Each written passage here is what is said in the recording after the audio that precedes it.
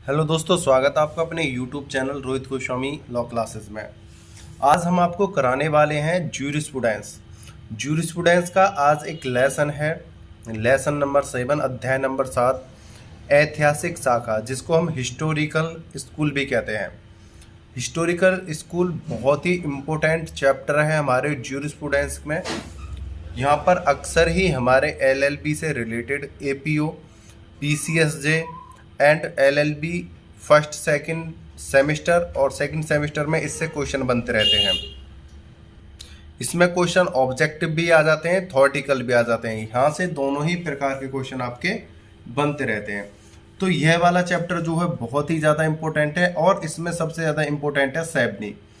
तो आज हम आपको ऐतिहासिक शाखा हिस्टोरिकल स्कूल, ऐतिहासिक शाखा हिस्टोरिकल स्कूल में आज हम आपको सेबनी कराने वाले हैं, सेबनी को कराने वाले हैं। और आप वीडियो को बड़े ही ध्यान से अच्छे से देखिएगा और उम्मीद करूंगा कि इस तरह से पढ़ाऊं कि आपको एक एक वर्ड समझ में आए, एक एक लाइन समझ में आए और आपके सारे डाउट जो एक साथ ही क्लियर हो जाएं। तो ज़्यादा देर ना गवाते हुए अपनी वीडियो पे चलते हैं। और आपसे बस एक रिक्वेस्ट, अगर आपने हमारे चैनल को अभी तक सब्सक्राइब नहीं किया है तो लाल बटन को दबा के प्लीज़ सब्सक्राइब कर लो और बेल आइकन घंटी को दबा लो। चलते हैं, अब देखते हैं अपने सेबनी को। सेबनी के बारे में पढ़ेंगे, ऐतिहासिक शाखा हिस्टोरिकल स्कूल सेबनी। 19वीं सदी की थियावाट की जर्मन संहिता, 19वीं सदी थी, थियावाट की जर्मन संहिता, इस नाम से इस थ्योरी को जाना जाता है। इसको स्टडी करेंगे। सेबनी के समय जर्मनी में प्राकृतिक विधि का ह्रास हो चुका था। ह्रास मतलब होता है नाश हो चुका था, हानि हो चुकी थी। ह्रास मतलब होता है हानि, यहाँ पर लिख लेना। ह्रास यानी हानि, यानी विनाश, यानी समाप्ति हो चुकी थी, क्योंकि वहाँ के विधि विचारकों के अनुसार यह विधि तर्क रहित, अमूर्त एवं रहस्यमय सिद्धांतों पर आधारित थी। यह इसलिए इस विधि का ह्रास हुआ, प्राकृतिक विधि का इसलिए ह्रास हुआ क्योंकि वहाँ के विचारों के अनुसार यह विधि तर्क रहित थी, अमूर्त थी, रहस्यमय थी, इसलिए प्राकृतिक विधि का ह्रास हो गया था। जर्मन वासियों ने इसे पूर्णतः काल्पनिक, अवास्तविक तथा ऐतिहासिक आधार विहीन मानते हुए सिरे से नकार दिया था। मतलब उन्होंने प्राकृतिक विधि को अवास्तविक, ऐतिहासिक, अवास्तविक, काल्पनिक, अवास्तविक तथा ऐतिहासिक आधार विहीन मानते हुए बिल्कुल ही नकार दिया कि हम प्राकृतिक विधि को मानते ही नहीं है, यह अमूर्त है, रहस्यमय है, तर्क रहित है, इसका कोई अर्थ नहीं है। उनके अनुसार स्वतंत्रता, स्वायत्तता, समानता आदि ऐसे खोखले नारे थे जिन्हें जर्मन उग्रवादियों ने ताक पर रख दिया था। मतलब उन्होंने स्वतंत्रता, समानता आदि ऐसे नारे थे, खोखले नारे थे, जिन्होंने अग्रवादियों ने ताक पर रख दिया। सेबनी ने भी इनका इसलिए विरोध किया था कि जर्मनी को फ्रांस की सत्ता के अधीन लाने के नेपोलियन के प्रयास विफल हो जाएं। मतलब सेबनी ने भी इनका विरोध किया ताकि जो जर्मनी को फ्रांस की सत्ता के अधीन लाने के लिए नेपोलियन के प्रयास विफल हो जाएं। यहाँ पर नेपोलियन के क्या थे, प्रयास को विफल करना था। नेपोलियन ने जर्मनी को छोटे छोटे राज्यों में विखंडित करने के प्रयास द्वारा जर्मन वासियों पर नेपोलियन कोड लागू कर उनके राजनीतिक एवं विधिक अधिकारों पर प्रहार किया। मतलब जो नेपोलियन था, नेपोलियन ने क्या करा, जर्मन को छोटे छोटे राज्यों में बांट दिया और वहां पर एक अपना कानून, अपना कोड बनाया और उसे नेपोलियन कोड के द्वारा उन पर लागू कर दिया और उस पर राजनीतिक एवं विधिक अधिकारों का प्रहार किया। मतलब अपनी छोटे छोटे राज्यों में पहले जर्मन को विभक्त करा, बांटा, फिर उस पर नेपोलियन कोड लगा दिया और उसे राजनीतिक तथा विधिक अधिकारों का पर प्रहार किया और अपनी तानाशाही सत्ता वहां लागू की और वहां पर अपनी तानाशाही, दादागिरी वाली सत्ता जो है लागू कर दी। जर्मन जाति एवं संस्कृति को बचाए रखा जा सके, ये छूट गया। इससे त्रस्त होकर जर्मन वासियों ने एकत्रित होकर नेपोलियन की तानाशाही का विरोध किया। मतलब जब नेपोलियन ने जर्मन के छोटे छोटे टुकड़े कर दिए और वहाँ पे अपना नेपोलियन कोड लागू कर दिया। उसके बाद राजनीतिक एवं विधिक अधिकारों पर अपना प्रहार जमाना स्टार्ट कर दिया। तब वहाँ पर जर्मन वासियों ने नेपोलियन का विरोध करना स्टार्ट कर दिया और नेपोलियन का विरोध किया, ताकि जर्मन जाति एवं संस्कृति को बचाए रखा जा सके। इसके फलस्वरूप जर्मनी में जन चेतना जागृत करने हेतु जर्मनी फॉर जर्मन्स का नारा बुलंद किया गया, तो जर्मनी की एकीकरण में सफल रहा।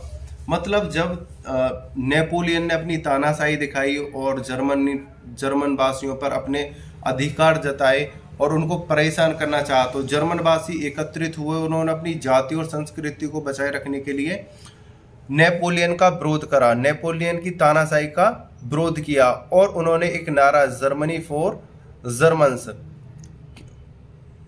मतलब जो जर्मनी है वो जर्मन के लिए है, सिर्फ ये नारा दिया और वहां पर जर्मनी के एकीकरण में सफल रहा। यह नारा जो जर्मन को एक जगह, जो उन्होंने नेपोलियन ने इसका विखंडन किया था, उसको एक करने के लिए यह नारा बहुत ज़्यादा सटीक हुआ।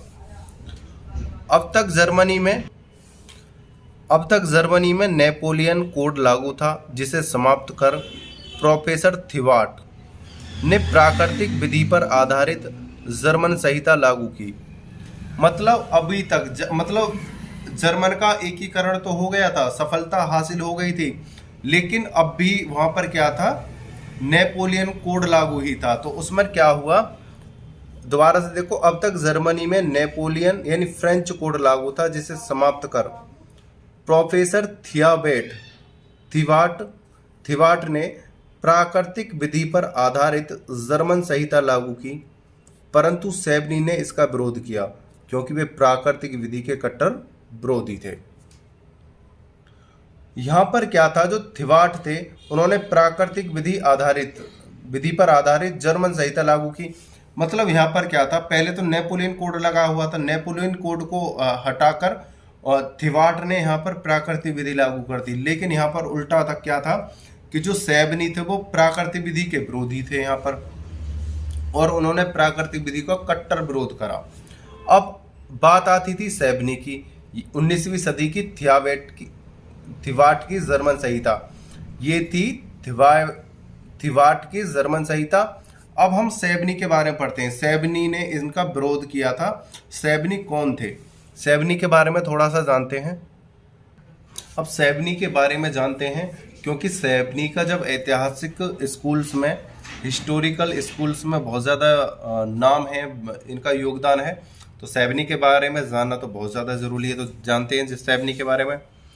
जर्मन विधि शास्त्री सेबनी देखते हैं 1779 1861। जर्मन विधि शास्त्री फ्रेडरिच कार्ल वॉर्न सेबनी का जन्म जर्मनी के फ्रैंकफर्ट शहर में सन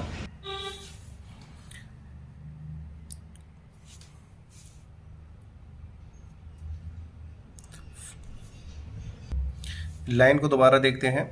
जर्मन विधि शास्त्री फ्रेडरिच कार्ल वॉर्न सेबनी का जन्म जर्मनी के फ्रैंकफर्ट शहर में सन 1779 में हुआ था।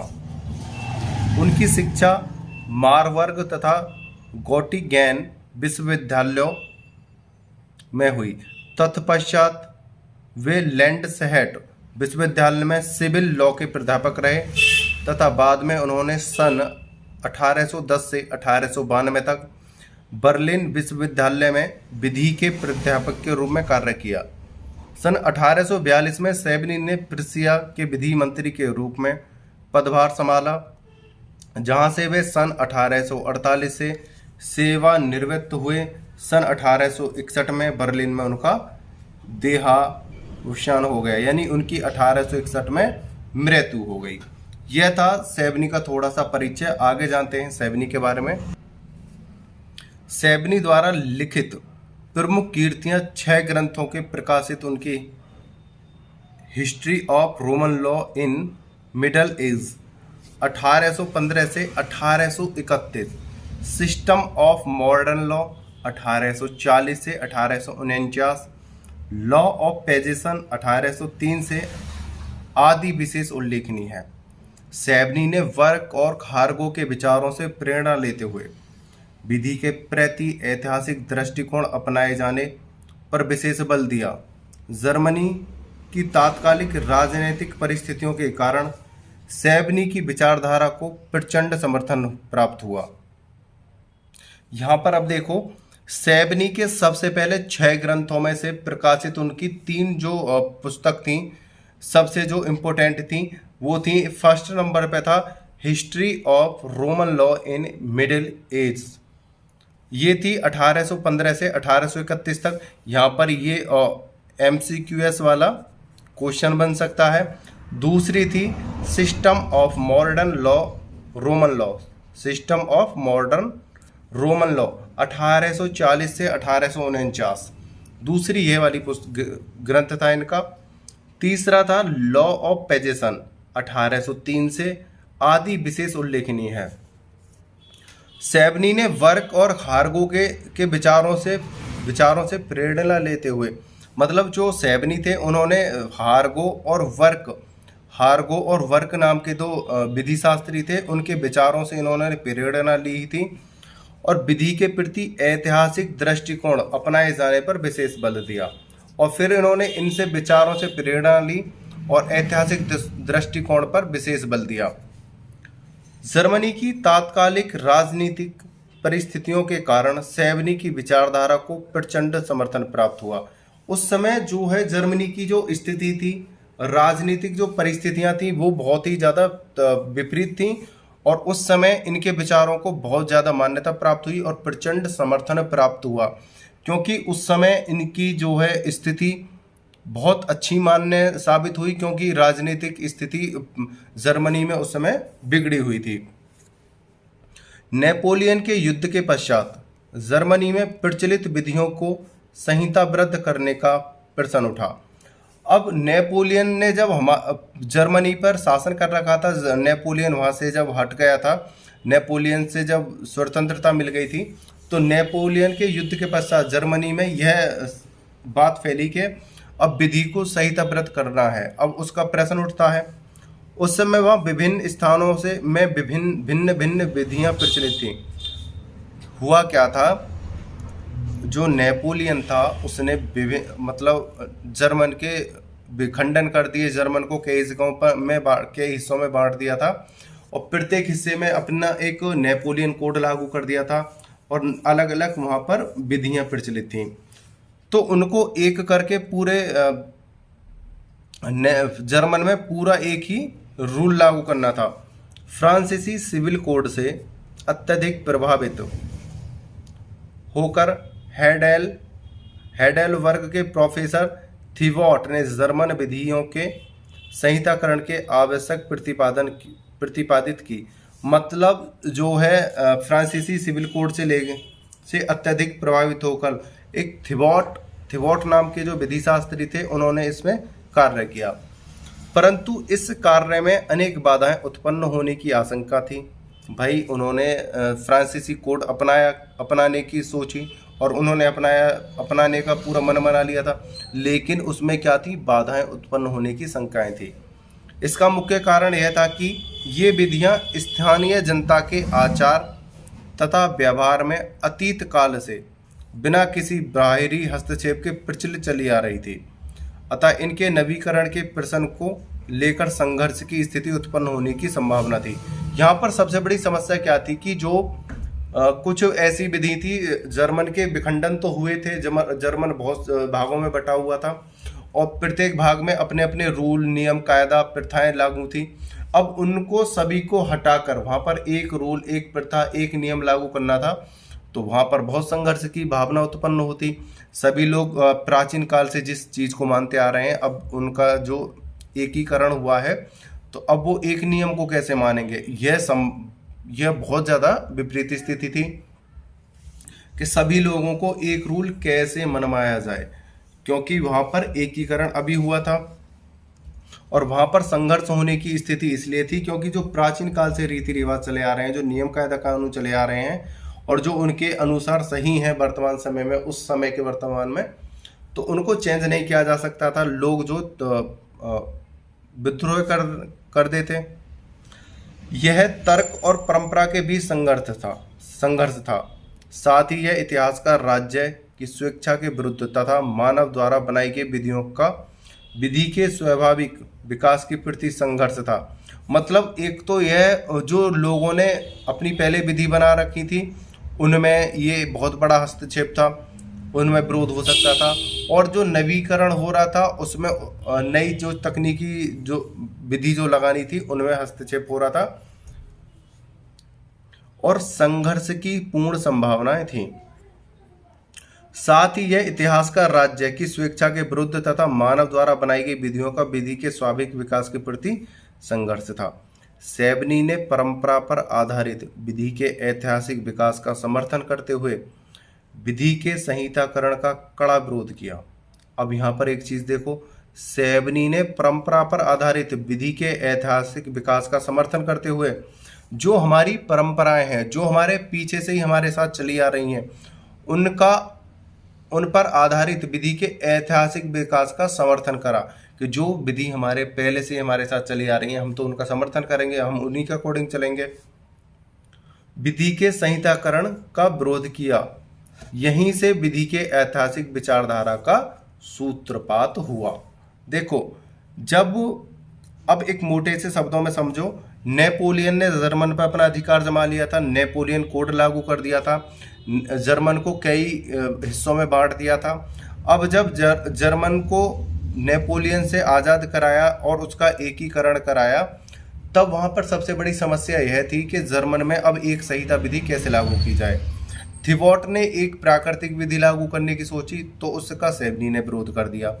दूसरी बात, अगर हम वहाँ पर नई विधि अगर लागू करते जर्मन में, तो जर्मन के जो अलग अलग हिस्से हुए पड़े थे, जो प्राचीन काल से भी कुछ अलग थे और कुछ नेपोलियन ने बनाए थे, जो प्राचीन काल से उनके ऊपर जो विधि लागू थी और जो उनकी परंपराएं थी उनको अलग करना, उनको मिटाना, उनमें नए बदलाव करना बहुत ही संघर्ष भरा था।